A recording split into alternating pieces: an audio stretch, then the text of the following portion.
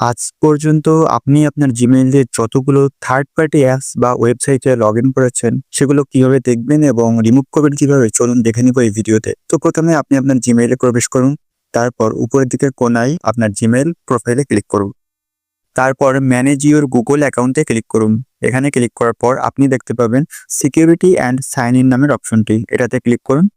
দেন নিচের দিকে স্ক্রল করে আসুন এবং এখানে আসলে আপনি দেখতে পাবেন your connection to third party apps and service, অর্থাৎ আপনার জিমেইল দিয়ে আজ পর্যন্ত যতগুলো থার্ড পার্টি অ্যাপস বা ওয়েবসাইট আপনি লগ ইন করেছেন বা কানেকশন নিয়েছেন সেগুলো এখানে দেখাবে। তারপর সি অল কানেকশনে ক্লিক করুন এবং এখন আপনি যে থার্ড পার্টি অ্যাপস বা যে ওয়েবসাইট থেকে আপনার জিমেইল কানেকশন রিমুভ করতে চান সেটিতে ক্লিক করুন। দেন ডিলেট অল কানেকশনে ক্লিক করুন এবং এখানে ক্লিক করার পর কনফার্ম আর ক্যান্সেল নামের দুটো অপশন দেখাবে, আপনি কনফার্ম করে দিন।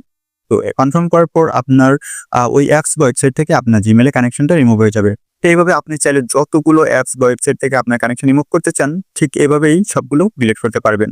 তো ভিডিওটি কেমন লেগেছে অবশ্যই কমেন্ট করে জানাবেন, আর ভালো লাগলে অবশ্যই লাইক এবং শেয়ার করবেন।